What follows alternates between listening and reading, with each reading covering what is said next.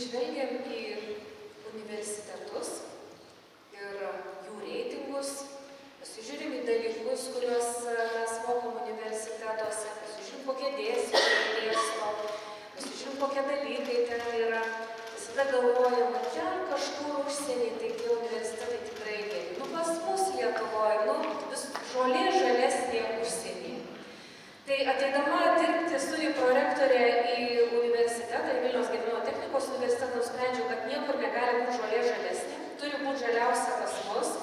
Ir seksiu visas naujienas, naujoves, pasaulio tendencijas ir viską dėksiu pirmoji čia universitete. Ir būdama edukologė, dėsčiusi ir dėstanti studentams, mačiau studentus iš dėstytojo pusės ir po to pamačiau iš to administratorius, kuris turi nuleisti edukologijos mokslą ir komunikacijos mokslą iki dėstytojo, paties dėstytojo kompiuterio, paties dėstytojo visus metodus, visą koncepciją, paradigmą. Pamačiau šiek tiek kitus dalykus. Todėl mano pranešimo tikslas yra pasidalinti savo kaip dėstytojos matymu apie tai, kokia yra šiandienos karta, ko jie nori, kokį mitai sklando, kokį studentai nori. Tada universiteto pasaulio ir tyrėjų apibendrinimais, ko iš tiesų nori jaunoji karta, ką didieji protai universitetų ir pasaulio yra supratę, ką reikia daryti, kaip jie to siekia ir ką daro mūsų Vilniaus Gedimino technikos universitetas, kad nebūtų žolė žalesnė kitur, kad mes daug dirbtume, kad mūsų studentai išmoktų tiek, kiek reikia būti profesionalų Lietuvos ir pasaulio rinkai. Tai pradėsiu nuo to, kad pradėsiu nuo mitų, kokie egzistuoja ir kokius aš pati turėjau, kai dėsčiau, vien tik tai žiūrėjau iš dėstytojo pozicijos, žiūrėjau į jaunąją kartą, skaičiau tyrimus, edukologinius, komunikacijos, psichologinius ir bandžiau suprasti, o tai kogi nori tie studentai, koks šitas dėstytojas turi būti, kaip tą edukologijos mokslą mes turime paversti praktiką, kad pas mus norėtų mokytis, pasiektų rezultatų, išmoktų geriausiai, o vėliau jau turėjau tikslą ir kad pas mus stotų, mus žinotų kaip universitetą, kuriame tiesiog geri dėstytojai. Tai turėjau tokią...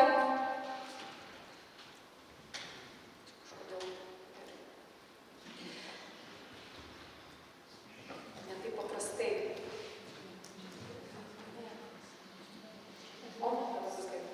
Tai kaip ir mano daugelis kolegų, aš irgi lygiai taip pat įsivaizdavau. Studentai nori interaktyvių paskaitų, pratybų, su daug technologijų ir dalinai tai yra tiesa. Aš aišku hiperbolizuoju, bet ir labai apibendrinu, bet dalinai tiesa. Jeigu ateini pasakoti visą paskaitą, prapasakoji, kad ir labai įdomiai, bandai įsivaizduoti, kad įdomiai pasakoti, vis tiek parodytas video per ekraną, jiems atkreipia dėmesį ir jiems įdomiau. Tai, tikrai galvojau, reikia, nebūtinai šokti ir dainuoti ten jiems, bet kažkokiu tai technologijų, ten planšetų, pajungti, į telefonus pasižiūrėti ir panašiai. Tada dar galvojau, kad jiems reikia pramogų. Tai čia geriausi pramogų teikėjai per paskaitas, tai Jungtinių Amerikos universiteto dėstytojai, jie mūsų universiteto dėstytojai žiūri kaip tokius truputėlį nuobodžius, ką aš girdžiu ir sako, ne, tu turi būti charizmatiškas, uždegti, prieiti, būti toks visoks, aktorius praktiškai. Gerai. Ir dar ko reikia, jiems reikia laisvės. Nes, nežinau kaip pas jūs, bet pas mus studentai nelabai lanko. Nenori jie lankyti, ar ne? Jie sako, labai įdomu, bet ką man sako studentės, su kuriamis aš draugauju. Ateinam prie pastato, susitinkam ir sako, gal kavos einam? Einam. Vis tiek viskas Moodle sistemoje yra, nepasiskaitysim. Ką sako dėstytojai, tai ką mums jūs verčia sukelti viską į virtualią aplinką, jeigu paskui pas mane į paskaitas neis. Taigi jie pasiskaitys ir viską mokysis, bet ar jie skaito? Aš niekaip vieną kartą nesupratau, kodėl visi kursi studentai kartuoja tą pačią klaidą egzaminę ir labai kvailą, visiškai kvailą. Ir kai atėjo vienas trečią kartą atsiskaityti, aš paklausiau, kodėl tu nusirašei nuo kažko? Ir kažkodėl paklausė, iš ko tu mokysi? Sako, iš čia.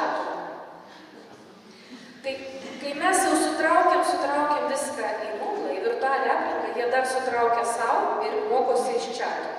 Tai čia, aišku, aš labai hiperbolizuoju, tikrai yra puikių studentų, tikrai yra puikių rezultatų, bet ne visada mes esam silpni tiek, kiek silpniausia mūsų grandinės, ta silpniausia dalis. Tai mes kalbam apie tuos. Tai ar tikrai jiems reikia tų charizmatiškų aktorių prieš juos, ar tikrai reikia tik technologijų ir ar tikrai reikia tos laisvės, kurio jie labai nori. Jie nori, kad nereikėtų eiti, nes jie sako, jūs negalite priversti mūsų ateiti į paskaitas. Jūs neturite teisės, bet jau mums taip sako. Gerai, tai aš analizavau, o ką sako iš tikrųjų. Tada, būdama dėstytoja, paklausiau, tai ko jūs norite iš universitetų? Pirmą kursų. Tarp 2020 ir 2023 dariau tokį tyrimą, ko jūs norite iš universiteto, kas jums yra universitetas. Pirmo kursai atėję nieko nežino, aišku, jie pasiskaitė, pas mus 95% stoja pirmų pasirinkimų, tai reiškia tikrai žino, kur stoja. Ką jie atsakė?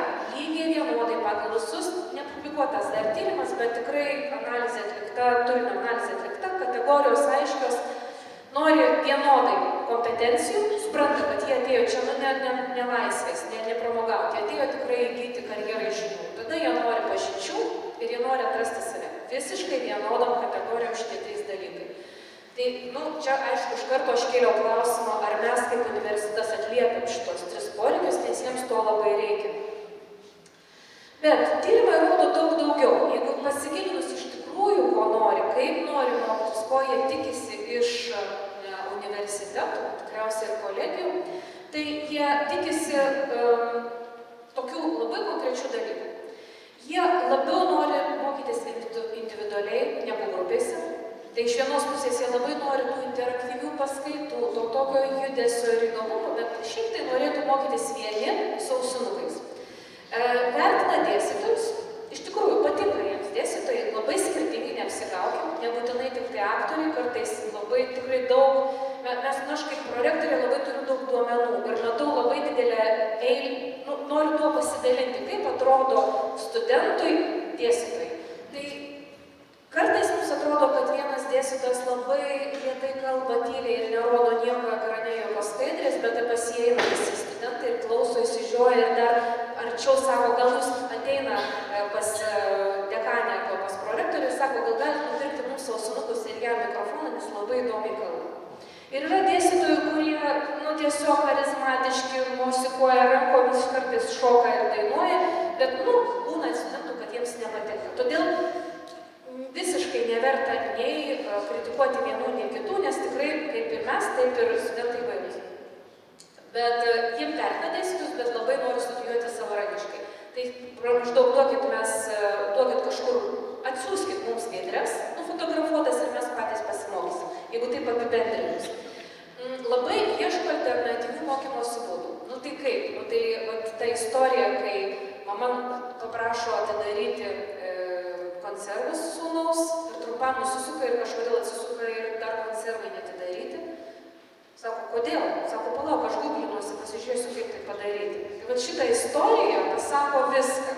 Visi atsakymai yra video trumpuose siužetuose ir jie ten ieško atsakymų. Mūsų paskaitos 1,5 valandos, kad ir kokios jos įdomios ir ypatingai sukeltos į internetą, jos lieka nežiūrėtos. Patys esu sukėlus visas nuo vienos kitos, dar kažkaip galvodavau, kad jos įdomios, ateina, sako, aš čia kažkaip taip, iš čiato. Tada jie studijose nori labai daug informacijų, technologijų ir interaktyvumo, taip jie taip ir pripažįsta, taip ir patys sako, bet jie nesinaudoja, jie neateina pasinaudoti. Turbūt atpažinsit save, kai tik prigalvojat daug interaktyvių priemonių, kokį nors atvejį nagrinėsit, naudosit apverstos klasės metodą, 10 atėjo pavėlavę, jeigu turi didelę grupę, 10 išėjo anksčiau. Tai su vienais pradėjau analizuoti tą atvejį, o su kitais pabaigėt. O trečią paskaitą dar atėjo, jūs tęsėt tą pačią idėją, tai jie sako, aš nieko nesuprantu, nes pirmoji nebuvau, ar ne? Vat ir čia mes reikalaujame iš dėstytojo aktyvumo, naudotis tomis visokiomis aktyviomis priemonėmis, bet studentai, jie laisvi, jie nori ateiti, iššokti į mažą tiktokinio ilgio turinį, gauti informaciją ir išeiti. Tai mes aiškiai nesusikalbam.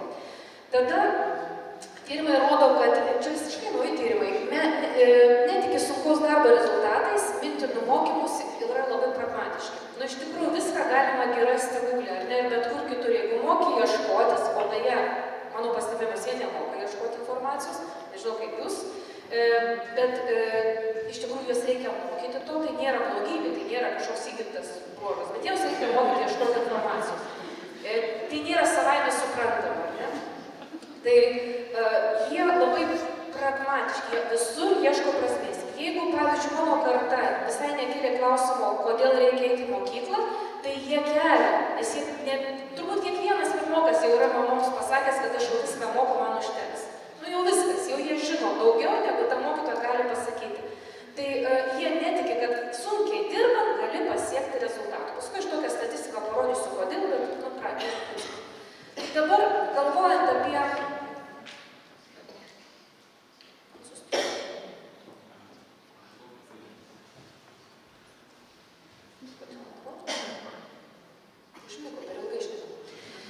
tai jie, būdami tokie, reiškia, o kodėl jie yra tokie, tai labai paprasta, kai tik gimė vaikas, laukia koks 100 būrelių, kada pas kurį mama jį atves, ar ne? Ir vis ką mama sako, tu žiūrėk save atrask, tu atrask save, ar tau tikrai patinka, tu toks, ar tu čia jauti, kad čia tavo.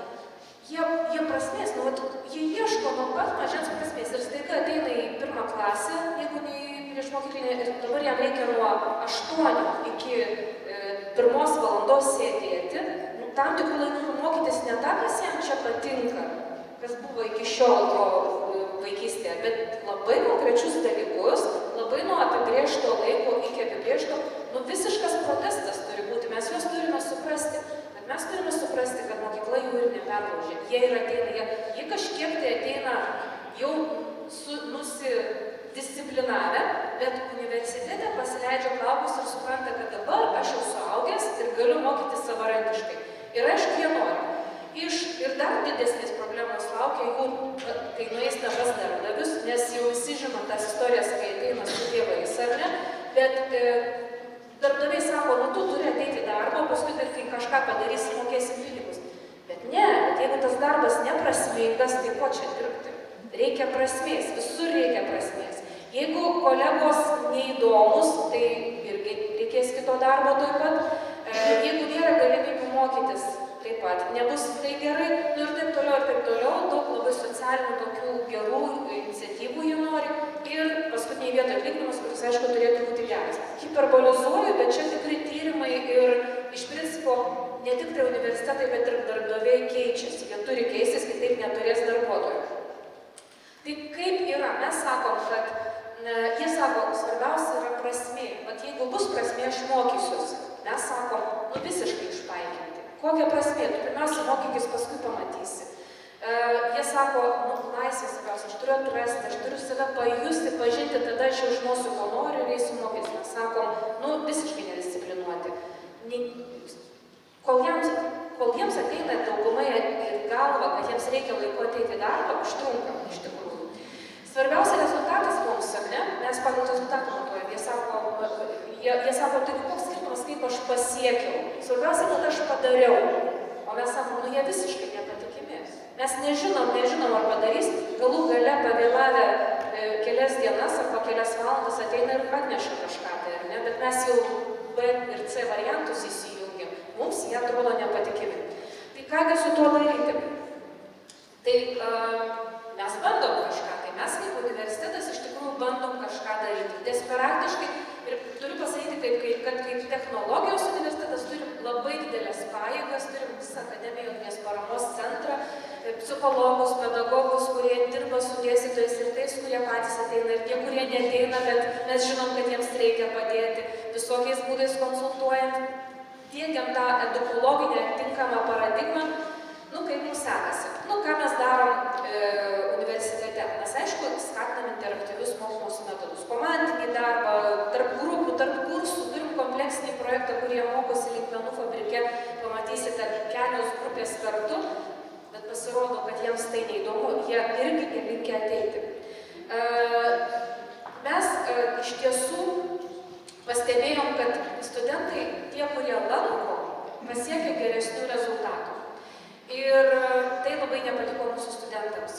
Mes turim labai daug tyrimų, kurie pagrindžia, kad lankomumas, privalomas lankomumas yra labai svarbus faktorius jiems išvengiant iškritimų, gaunant geresnius pažymius ir aplamai siekiant sėkmės.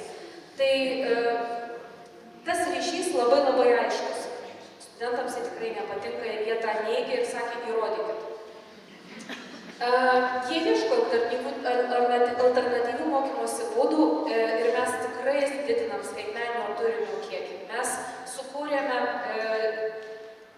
apie 100 skaitmeninių, interaktyvių, pagrįstų savarankiškų mokymo priemonių, kur studentai gali tiek sėdėdami klasėje dėstytojo vedini, tiek ir patys savarankiškai mokytis. Siūlom papildomas veiklas po paskaitų, bet aktyvumas išties labai mažas. Mes sudedam visą medžiagą, kur sakiau, padarėm mokymo priemonės. Viskas yra Moodle. Ir mums tai atrodo daug darbo ir pasiekimas, o jiems tai savaime suprantamas dalykas. Nes vis tiek kažkur tai yra geriau. Vis tiek jie matys tą greitą produktą, kuris jiems atrodo paprastas. Ir iš principo, ar jie turi čia taip sunkiai mokytis, jeigu 30% milijonierių neturi jokio išsilavinimo? Nu, iš principo, jie teisūs. Mes turime suprasti jų mąstymą ir čia aš matau jaunimą, palimsėkit galvomis arba bent purtikit galas ir sakykit netiesa, bet mums taip atrodo. Ir iš tiesų jie teisūs.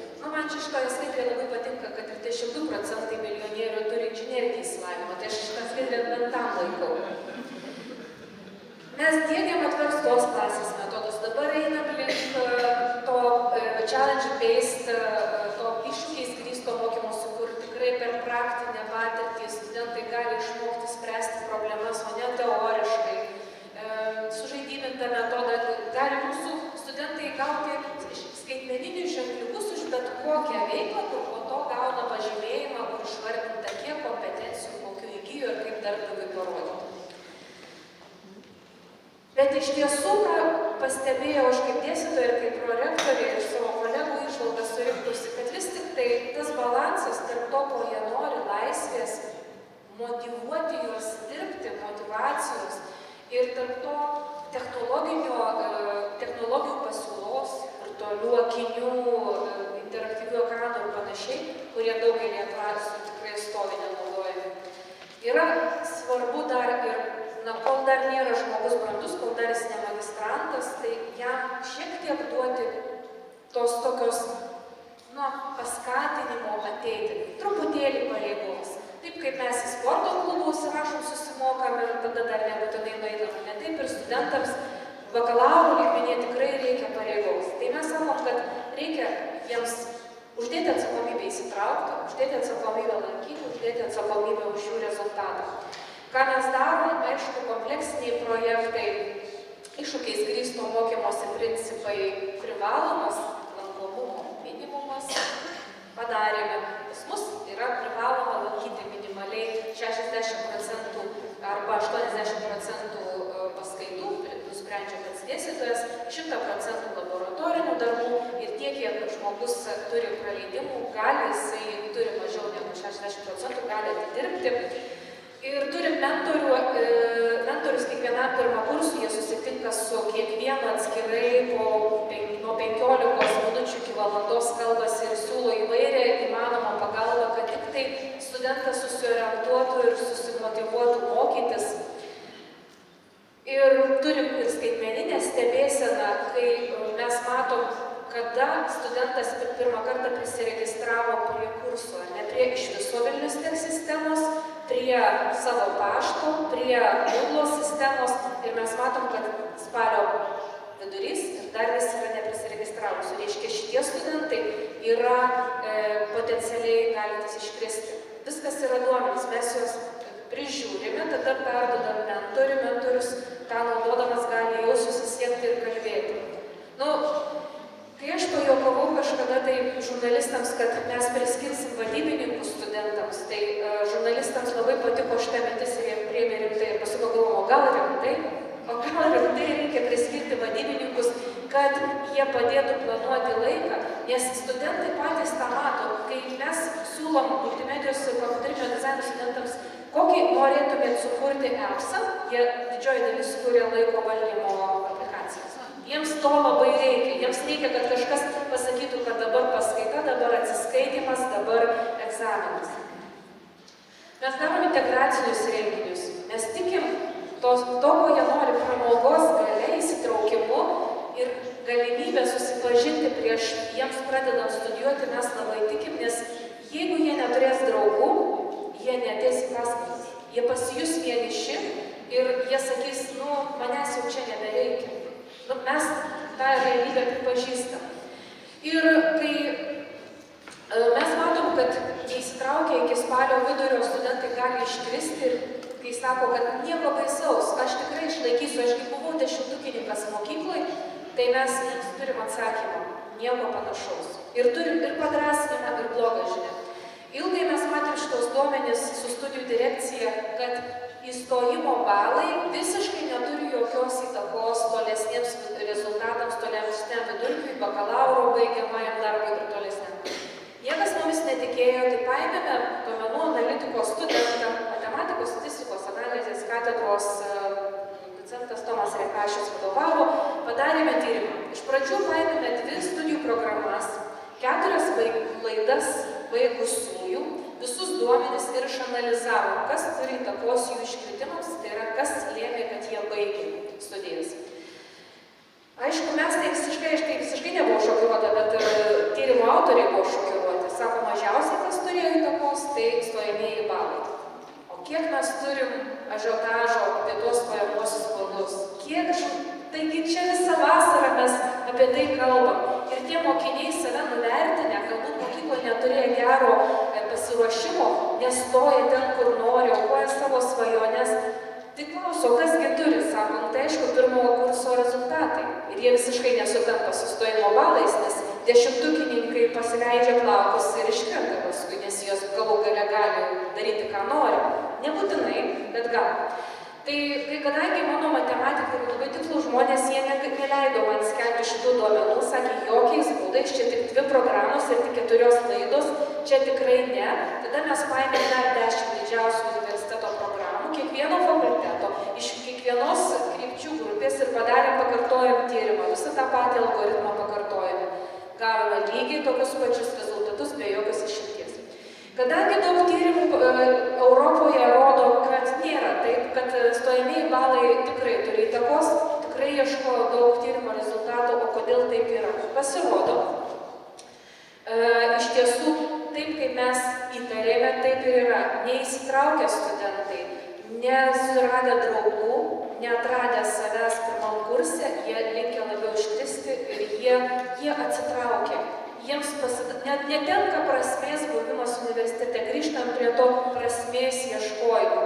Ir jie jau yra potencialiai tie, kurie iškris. Tie, kurie greit susėmė, nežinau dėl ko, dėstytojas patiko, draugų susirado, patiko programa, pamatė prasmę, nes dirbs kažkuo tai konkrečiu ir dėl to yra reikalinga mokytis matematikos, jie susėmė, jie baigia puikiai. Tai mes ne vieninteliai tą atradę. Yra iš tikrųjų universitetai eina tikrai dideliais žingsniais, naudoja didžiuosius duomenis, analizuoja, ko reikia ir universitetai visam pasauly tiegia naujausias technologijas, naujausias edukologijos ir komunikacijos žinias ir stengiasi tą mokymą padaryti ir prasmingu, ir patraukliu, ir patogiu. Iš tikrųjų, tam, kad turėtume studentų, mes tikrai kaip universitetai verčiamės per galvą. Ir iš tiesų, dabar tiesiog negaištama laiko, aš galėsiu pasidalinti pranešimu, bet pereisiu per tas, ką daro universitetai kiti ir mes. Pavyzdžiui, kai kurie universitetai jau yra meta visatoje.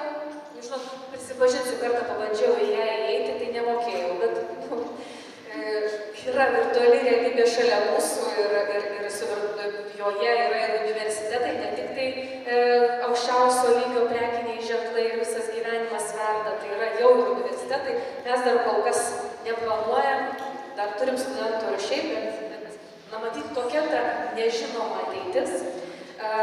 Didina studentų studijų prieinamumą, trumpina studijas, daro jas įvairiais formatais. Turbūt pats patogiausias visai netrumpas video podcastas, tai yra tiesiog ausinės ir audio.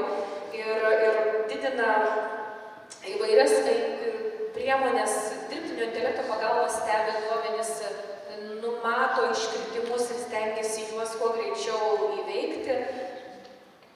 Labai stipriai orientuojasi į mikrokreditus ir iš vienos pusės jau paleisti mikrokreditų, tai idėja, iš kitos pusės Amerika jau atsikandusi ir kritikuoja, kad verslas irgi taip pat greitai pasigavo mikrokreditų idėją o jų kokybė yra abejotina.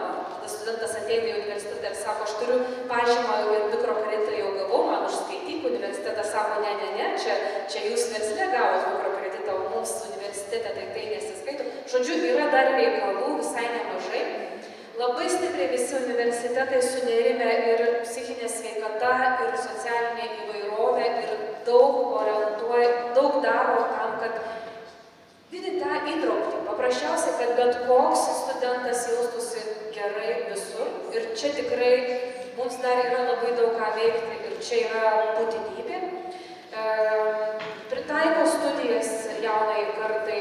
Jeigu studentas pakviestas diskutuoti poroje ir keturiese nediskutuoja, tai tikrai galima paprašyti jį padiskutuoti mažame čate.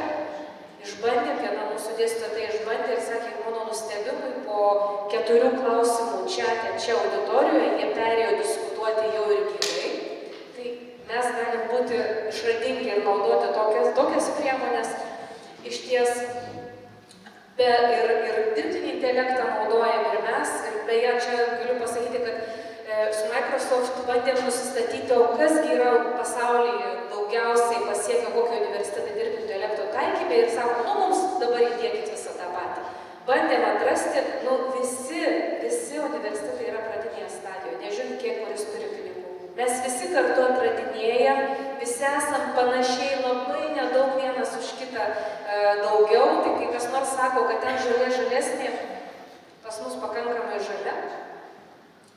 Tai visą tai daro, bet aš norėčiau pabaigti vieną paprasta fraze iš Martino Buberio filosofo idėjos apie tai, kad ugdymas vyksta tik tai tada, kai yra ryšys aš ir tu.